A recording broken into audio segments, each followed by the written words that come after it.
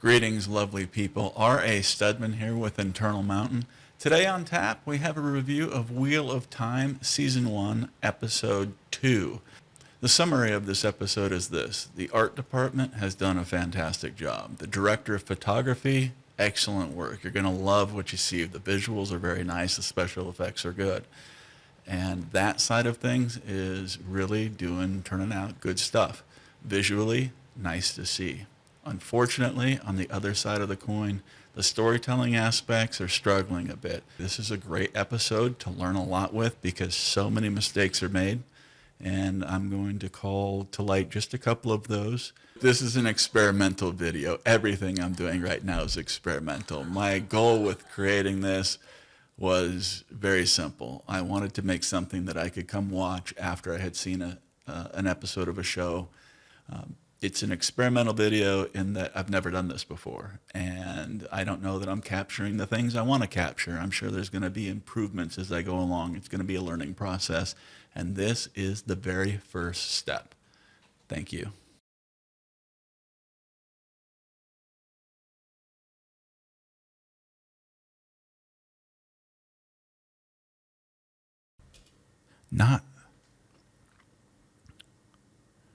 I'm going to eat something that cuts my mouth, but with the caveat, not so much that it hurts. What?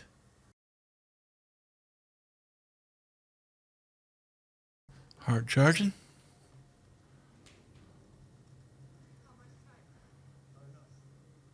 Not a lot of time. Oh, wow. They're running through the forest is like Lord of the Rings.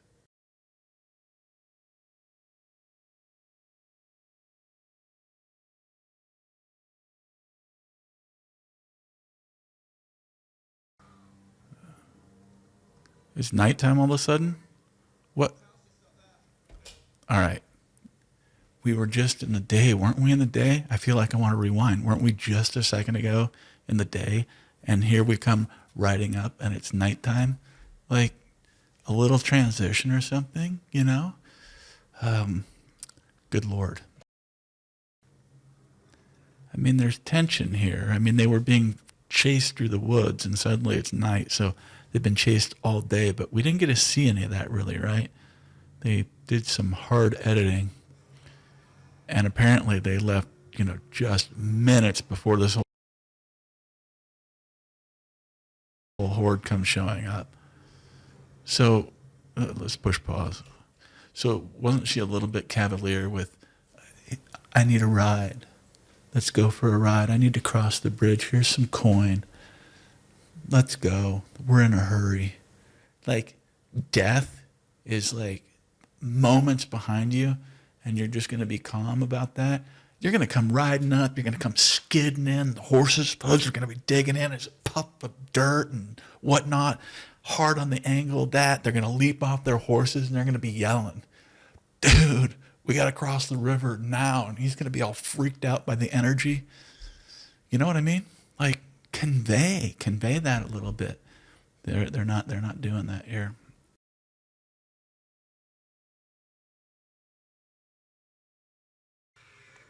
Oh, that's a nice maw.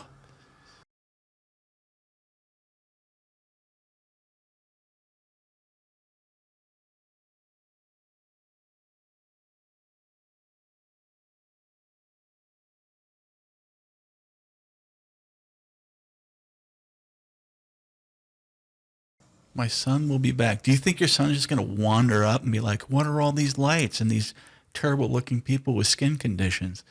Come on now. I would fear for him too, but the idea, we got to go back. What are you going to do? Pull your rope across and just sort of show up on the other side and say, my son's like monsters. Oh my Lord.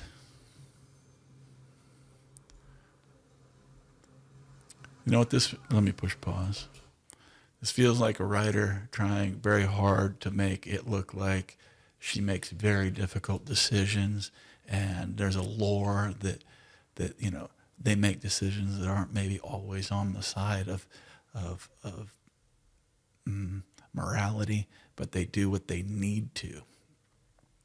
And this guy, but here we have this puppet character screaming to go back across, like open your eyes, dude. But when you look across at all these demon people, and you're on this little raft that you're going to have to pull hand by hand across the river and show up on the other side. So if that's the burning house, you're going to ease up on into that and say, pardon me, let me into the burning fire. I don't think my son's here yet, but let's wait for him, and I want to make sure. Like, it's just stupid. If you want to do great storytelling, you don't do this. And I'm not sure what this is, but it doesn't feel real.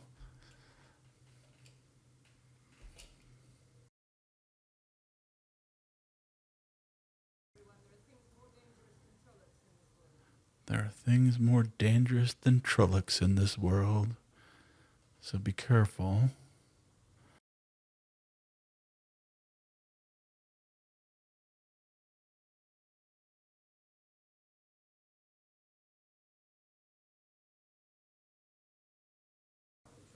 Maybe, all right, so there's this cool thing like Dragon Reborn, and one of them, they're suggesting one of them is the Dragon Reborn, but it kind of feels like maybe it's all of them.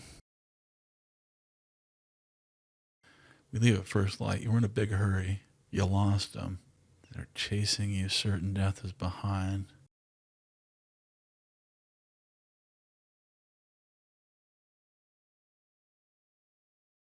Make no weapon with which one person may kill another.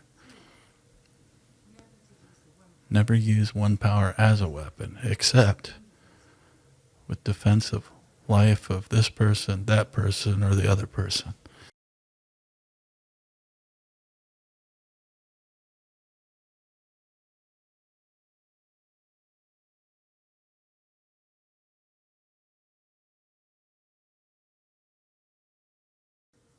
He wasn't trying to get... No, false argument. He wasn't trying to get to his family. Don't throw that out there. That's garbage. His family wasn't even over there. The kid wasn't there. It was just a sea of demons. And the guy jumped in, and we're going to continue this ridiculous argument, like dumb, by explaining something so simple. This character on the left and this one on the right being so wise. What would have happened if the guy had gone across? And she's like, I suppose he would have died.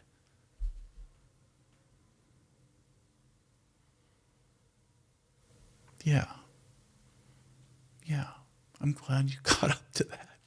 Like, it doesn't make me respect this character. Come on. And this false wisdom is shooing forth from her. Like, yeah, he would have died. I'm glad I could. Like, she should say right now, you're not the effing dragon because you're too stupid.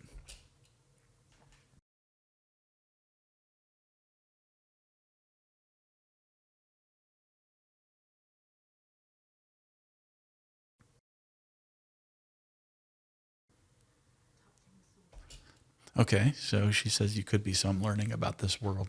The Aes Sedai, she says you could be. So it's a training thing. It's probably a born thing and a training thing. So their power is somewhat skill-based. It's not just all emanating from within. Or maybe all women have it on the inside. I don't know. I'm still learning about the world.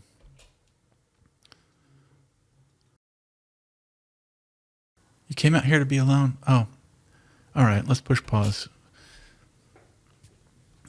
We must hurry, she says earlier, like moments earlier. We must hurry. There are scarier things than the big bad chasing us, and then you look around, it reminds, come on, all right. So in one scene, you tell me about how scary everything is. And then in this next scene, this dude's going to go out into the woods by himself, out by where the horses are parked, and just nap out there. Like, it doesn't, you're telling me one thing and doing another. This isn't me searching for problems. It's right here. Right here. He's sleeping in the woods at night. I don't want to sleep in the woods at night. And I don't got Trollocs on my ass. Come on, man. Come on, man. Come on.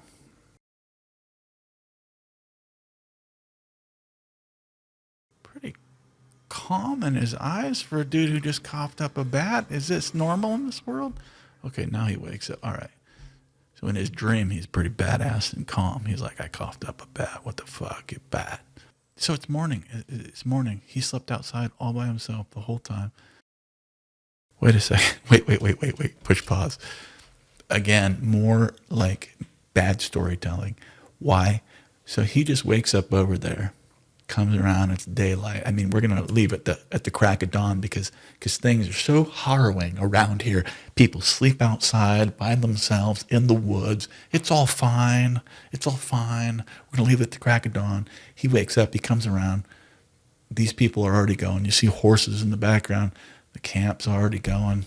So they just let him sleep in like a crazy teenager. You just sleep in a little bit. We're rushing for our lives, but you get your winks in. Like, it's not, like, I don't even get to do that when I, went camping with Dad. Dad gets up. It's time for your ass to get out of bed too. And we aren't for our lives, this is camping. So if these are your everyday experiences, how do you feel about watching this? You're not sucked into the moment because they're ruining their own moment.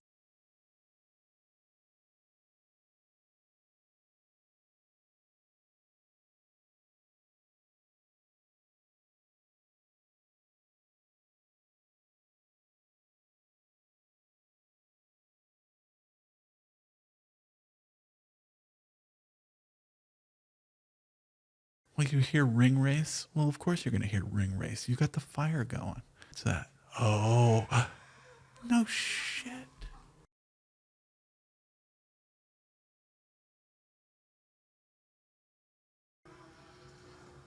Here they come, running through the forest. Oh, this doesn't look anything like Lord of the Rings. What's going to happen? All right, what's going to happen? I'm going to push pause. Other than the stupid way that it was set up, this is exciting.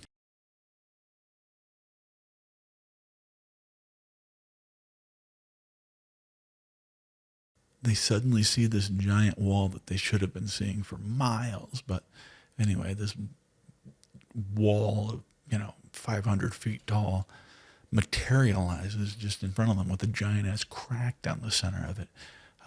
That's fascinating. Let's see how this plays out. I'm excited. Trollocs won't follow us inside. And look at the pace.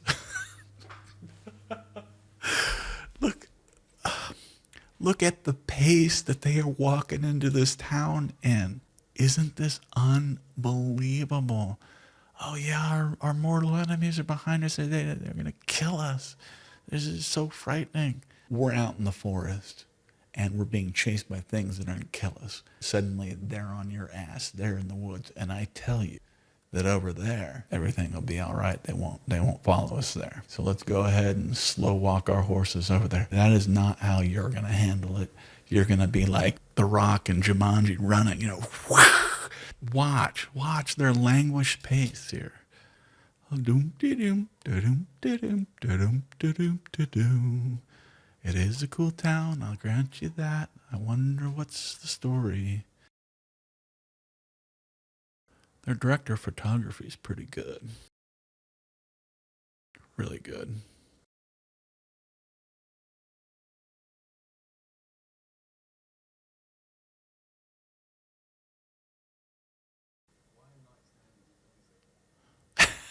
I told you I like that guy. I like that guy. Those are more words than you've said all day. All right. The writers are giving him good stuff.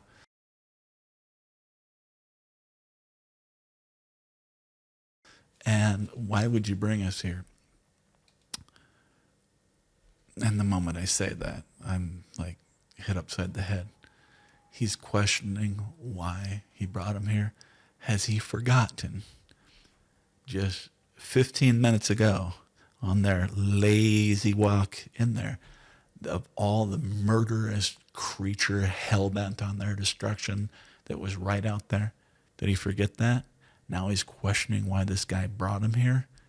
Like, the look on this dude's face is like, are you that fucking dumb? Let's see.